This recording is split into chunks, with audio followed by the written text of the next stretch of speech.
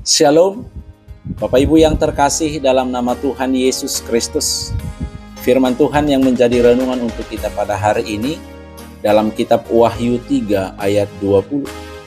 Lihat, aku berdiri di muka pintu dan mengetok.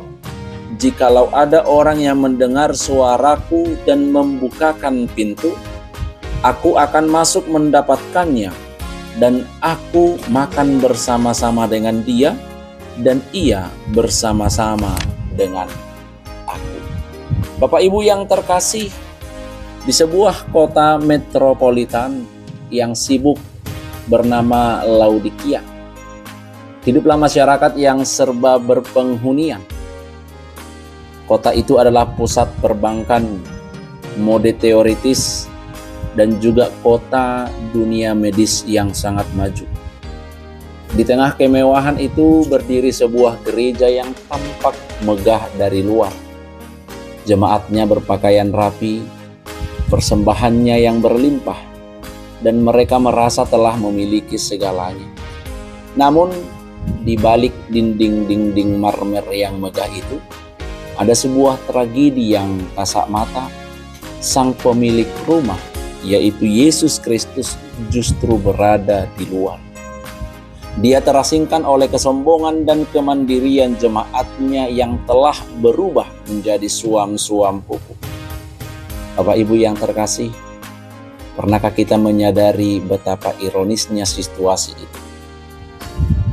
Pencipta alam semesta yang memegang kendali atas hidup dan mati, memilih untuk berdiri di depan pintu yang tertutup. Dia tidak mendobraknya dengan kekuatan sorgawi, juga tidak menghancurkannya dengan murka. Sebaliknya, dia berdiri di sana dengan kesabaran yang luar biasa, lalu mengetok pintu itu. Tok, tok, tok. Suatu bunyi yang konsisten, bergaung di tengah kebisingan ego manusia yang merasa tidak lagi membutuhkan pertolongan Tuhan. Ketukan itu bukanlah sebuah ancaman kehancuran, melainkan sebuah undangan mesra yang berbunyi, lihat, aku berdiri di muka pintu dan mengetok. Jikalau ada orang yang mendengar suaraku dan membukakan pintu, aku akan masuk mendapatkannya. Bapak Ibu yang terkasih, panggilan ini terasa begitu personal. Tuhan tidak memanggil seisi kota secara massal, melainkan berbisik kepada individu demi individu. Tuhan tahu bahwa pintu hati manusia unik. Dia tidak memiliki gagang di bagian luar.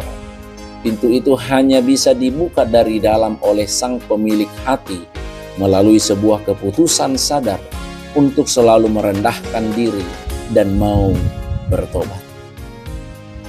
Ketika grendel pintu itu akhirnya ditarik dari dalam dan daun pintunya terbuka, sebuah janji luar biasa digenapi. Yesus tidak datang sebagai hakim yang membawa daftar kesalahan kita, melainkan sebagai sahabat yang membawa pemulihan.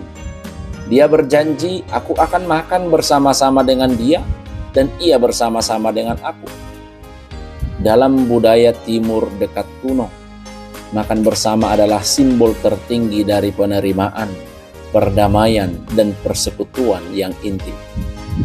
Di meja makan itulah semua jarak melebur, semua topeng kepalsuan dilepaskan, dan kekosongan jiwa yang selama ini dipuaskan oleh harta dunia, akhirnya dipuaskan oleh kehadiran.